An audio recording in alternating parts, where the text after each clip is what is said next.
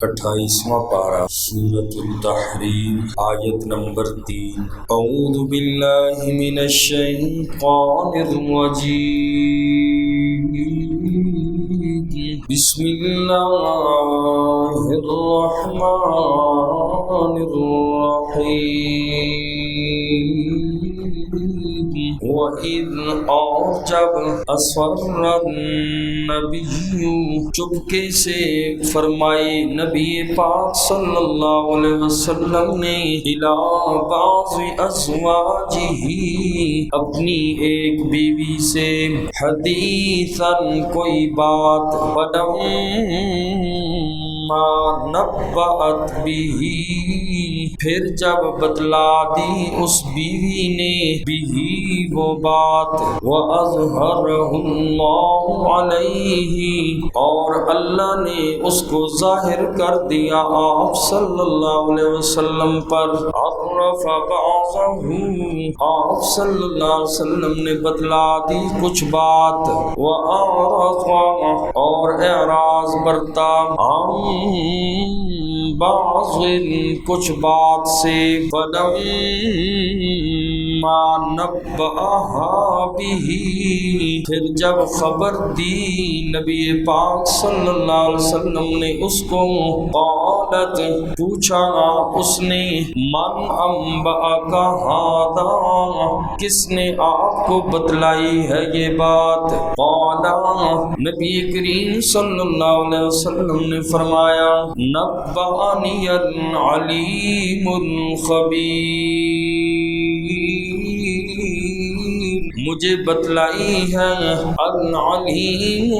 اس ذات نے جو خوب جاننے والی ہے الخبیر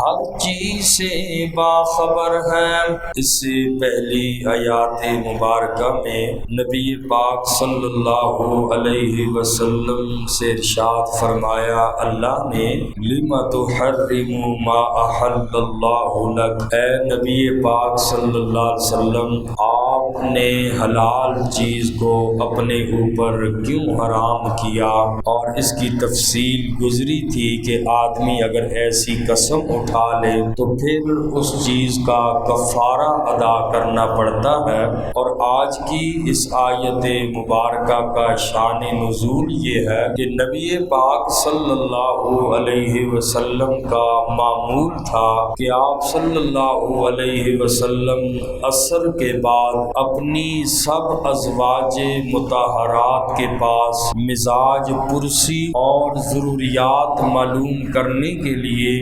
ان کے حجروں میں تھوڑے وقت کے لیے تشریف لے جایا کرتے تھے، اور اس موقع پر ہر بیوی کی خواہش یہ ہوتی کہ آپ صلی اللہ علیہ وسلم ان کے پاس زیادہ وقت ٹھہریں۔ تو حضرت زینب بنت جہش رضی اللہ تعالی عنہا جو نبی پاک صلی اللہ علیہ وسلم کی پھوپھی ذات بھی تھی، اور ان سے آقا کا نکاح ہوا حضرت زید بن ثابت کے بعد، اور وہ عصر کے بعد ایسا کرتی کہ شہد کو پانی میں ملا کر آقا علیہ السلام کو پلاتی تھی، اور نبی پاک صلی اللہ علیہ وسلم کو شہد بڑا پسند تھا۔ اس طرح آقا علیہ السلام کو ذرا دیر ہو جاتی تھی، اور حضرت سیدہ عائشہ صدیقہ رضی اللہ تعالی عنہا نے اس بات کے پیچھے لگ گئی کہ وہاں اللہ کے نبی زیادہ کیوں ٹھہرتے ہیں۔ ظاہری بات ہے جہاں پہ زیادہ بیویاں ہوں تو ایسا ہو جاتا ہے، تو حضرت عائشہ صدیقہ رضی اللہ تعالی عنہا اس بات کے پیچھے پڑ گئی کہ حضرت زینب بنت جہش کے گھر میں اللہ کے نبی زیادہ کیوں ٹھہرتے ہیں، اور معلوم کیا تو پتہ چلا کہ وہ شہد کے بہانے آقا علیہ السلام کو روک لیتی ہیں۔ تو حضرت عائشہ صدیقہ نے حضرت حفصہ رضی اللہ تعالی عنہا کے ساتھ مل کر ایک تدبیر کی کہ آپ صلی اللہ علیہ وسلم وہاں پہ زیادہ نہ ٹھہرے، تو انہوں نے یہ کہا کہ حضرت عائشہ صدیقہ نے حضرت حفصہ سے فرمایا آپ کے پاس جب رسول اللہ صلی اللہ علیہ وسلم تشریف لائیں تو آپ نبی پاک سے یہ کہنا کہ آپ سے مغافیر کی بو آ رہی ہے، اور یہ ایک گوند ہوتی ہے جو درخت سے نکلتی ہے مغافیر، اور چونکہ نبی پاک صلی اللہ علیہ وسلم بو سے سخت نفرت فرماتے تھے، جب آپ صلی اللہ علیہ وسلم حضرت سیدہ حفصہ رضی اللہ تعالی عنہا کے پاس آقا علیہ السلام تشریف لائے اور حضرت حفصہ نے فرمایا یا رسول اللہ آپ سے تو مغافیر کی بو آ رہی ہے۔ آقا علیہ السلام نے ارشاد فرمایا کہ میں نے تو شہد پیا ہے، مغافیر تو میں نے استعمال نہیں کی۔ وہاں سے آقا علیہ السلام اٹھ کے تشریف لے آئے حضرت عائشہ صدیقہ کے حجرے میں، پھر حضرت عائشہ صدیقہ کے پاس آئے، چونکہ حضرت سیدہ حفصہ اور حضرت عائشہ صدیقہ رضی اللہ تعالی عنہا ان دونوں کے درمیان یہ طے ہوا تھا کہ آقا کو اسی طرح کہنا۔ پھر حضرت عائشہ صدیقہ کے پاس آئے نبی پاک، تو حضرت عائشہ صدیقہ نے بھی یہی فرمایا کہ یا رسول اللہ آپ سے مغافیر کی بو آ رہی ہے۔ آقا علیہ السلام نے حضرت عائشہ صدیقہ سے فرمایا کہ میں آئندہ شہد استعمال نہیں کروں گا، اور لیکن تم نے یہ کسی سے بھی اس چیز کا تذکرہ نہیں کرنا۔ خیال تھا اللہ کے نبی صلی اللہ علیہ وسلم کا کہ اگر زینب بنت جہش کو یہ بات پتہ چلی تو اس کا دل ٹوٹے گا، تو دوسرے دن آپ صلی اللہ علیہ وسلم حضرت زینب کے گھر گئے اور شہد کی پیشکش فرمائی۔ حضرت زینب بنت جہش نے اللہ کے نبی صلی اللہ علیہ وسلم نے انکار فرما دیا، فرمایا کہ میں نے شہد نہیں پینا۔ پھر آپ صلی اللہ علیہ وسلم حضرت زینب بنت جہش کے گھر میں زیادہ دیر نہیں ٹھہرے اور واپس ہو گئے۔ حضرت عائشہ صدیقہ سمجھ گئیں کہ ہم نے جو تدبیر کی تھی وہ ہم اس میں کامیاب ہو گئی، اور حضرت عائشہ صدیقہ نے یہی بات حضرت حفصہ کو بتا دی۔ حالانکہ اللہ کے نبی نے فرمایا تھا یہ بات کسی کو نہ بتانا۔ ادھر حضرت زینب اس ٹو میں لگ گئی کہ بھائی آقا علیہ السلام تو شہد کو بڑا پسند فرماتے تھے، آقا نے شہد کیوں نہیں استعمال کیا؟ اندیشہ لاحق ہوا کہ اب بات بڑھ جائے گی، تو چنانچہ اسی موقع پر اللہ کی طرف سے قرآن کی یہ آیت نازل ہوئی، نبی پاک صلی اللہ علیہ وسلم کو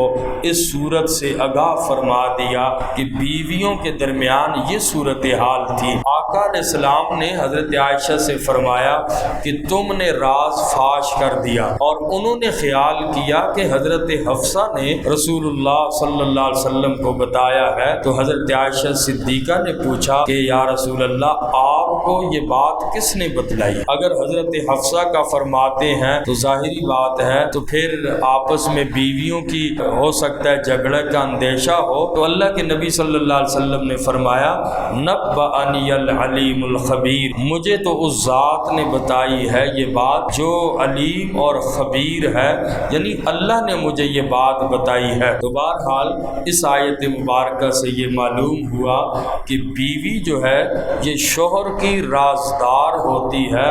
اسے چاہیے کہ شوہر کا راز فاش نہ کرے، خاص طور پر جب کسی کی ایک سے زیادہ بیویاں ہوں تو ایسی صورت میں شوہر کے باتوں کو جو راز ہو ان باتوں کو راز ہی رکھنا چاہیے۔ اور کل کی آیات میں انشاءاللہ پھر آئے گا کہ اللہ نے فرمایا کہ توبہ کریں، یہ آقا علیہ السلام کے حوالے سے جو تدبیر ان ازواج نے فرمائی ہے اللہ نے ان کو معاف کر دیا ہے، لیکن یہ توبہ کریں۔ ان تتوبا الی اللہ فقد صغت قلوبکما، فرمایا وَإِذْ أَسَرَّ النَّبِيُّ إِلَى بَعْضِ أَزْوَاجِهِ حَدِيثًا، اور جب نبی پاک صلی اللہ علیہ وسلم نے چپکے سے فرمائی إِلَى بَعْضِ أَزْوَاجِهِ، اپنی ایک بیوی سے، حدیثاً کوئی بات، حضرت عائشہ صدیقہ سے اللہ کے نبی نے فرمایا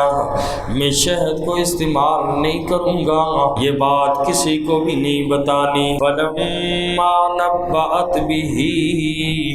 پھر جب بتلا دی اس بیوی نے وہ بات حضرت حفصہ کو، وَأَظْهَرَهُ اللَّهُ عَلَيْهِ، اور اللہ نے اس کو ظاہر کر دیا آپ صلی اللہ علیہ وسلم پر، عَرَّفَ بَعْضَهُ، آپ صلی اللہ علیہ وسلم نے بتلا دی کچھ بات بات کہ تم نے عائشہ راز کو فاش کر دیا. اتنی بات اللہ کے نبی نے فرمائی. وَأَعْرَضَ عَنْ بَعْضٍ کچھ بات نہیں بتلائی اعراض برتا, یہ نہیں بتایا کہ تم نے کس کو بتلائی ہے میری راز کی بات. فَلَمَّا نَبَّأَهَا بِهِ پس جب خبر دی نبی پاک صلی اللہ علیہ وسلم نے اس کو, قالت فرمایا حضرت عائشہ صدیقہ نے پوچھا, من انبأک ھذا کس نے آپ کو بتلائی ہے یہ بات. قال نبی پاک صلی اللہ علیہ وسلم نے فرمایا, نبأنی العلیم الخبیر